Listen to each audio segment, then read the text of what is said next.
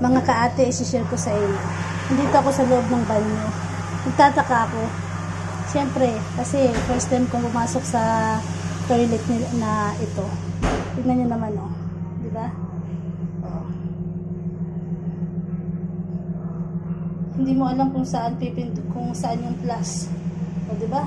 Parang pagtayong-tay ka na. O.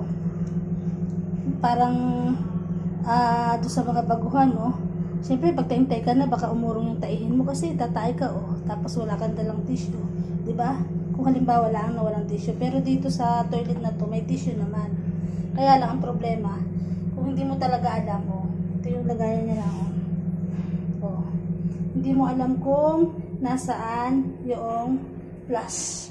Ibig sabihin yung tubig para may plus kung halimbawa pupupo ka, kahit pa iihi, o diba? Ganyan ang style ng banyo nila. Ayan, o. First time ko makapasok sa ganitong banyo na, tingnan nyo naman, o. Kahit saan mo ang gulo hanapin, wala yung tubig na ipa-plus mo pag ikaw ay gumamit na.